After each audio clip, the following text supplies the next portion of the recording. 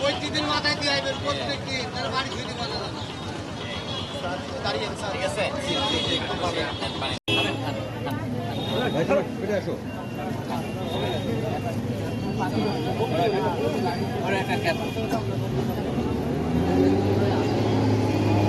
তাই আমরা পাখি ভ্যান চালাই, তাই আমাদের পুলিশ প্রশাসন আমাদেরকে ছাতা দিয়েছে, আমাদের খুব উপকৃত হয়েছে।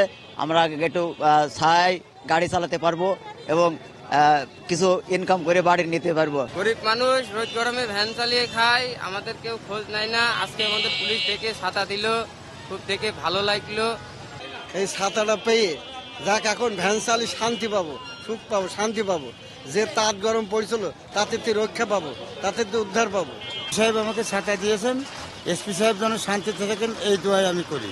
ক্যাব দিল, শরবত খাওয়াচ্ছে, ছাতা দিচ্ছে, আর কেউ যদি দিত আরো একটু ভালো হইতো।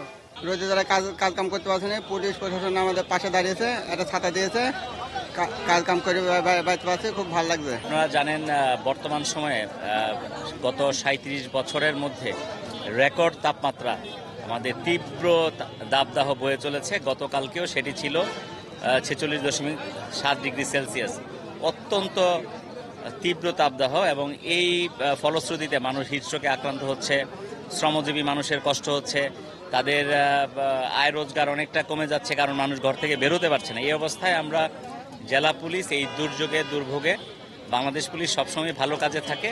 আমরাও প্রজাতন্ত্রের কর্মচারী এবং পুলিশ সদস্য হিসাবে আমাদের যে একটা নৈতিকতার দায় আছে, মানবিকতা বোধ আছে, এই বোধ থেকে আমরা সবাই মিলে আমরা চেষ্টা করেছি কিছু মানুষজনকে, যারা শ্রমজীবী মানুষ দিন আনে দিন খায় এবং যারা রাস্তার তীব্র রোদে এক্সপোজড, যেমন কৃষক আছেন, হকার আছেন, ভ্যান চালক, রিক্সা চালক আছেন, তাদেরকে আমরা কাউকে কাউকে ছাতা, কাউকে টুপি এবং সবাইকে এই যে আপনারা দেখেছেন শরবত, ঠান্ডা পানি, স্যালাইন এগুলো বিতরণ করেছি।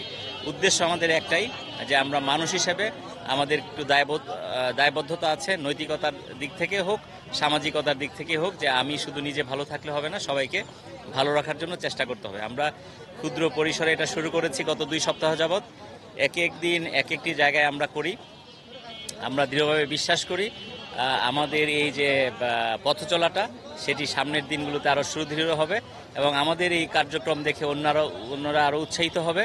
এবং পাশাপাশি শুধু পুলিশ নয়, এখানে অনেক যারা ব্যবসায়ী আছে, অন্যান্য পেশার মানুষজন আছে, অনেক সমাজসেবী সচেতন মানুষজন আছেন, তারাও এগিয়ে আসবেন এবং আসলে আমরা সবাইকে সাথে নিয়ে হাতে হাত ধরে কাঁধে কাঁধ মিলিয়ে ভালো থাকতে পারবো। সেই প্রচেষ্টায় আমরা কাজগুলো করছি। ধন্যবাদ।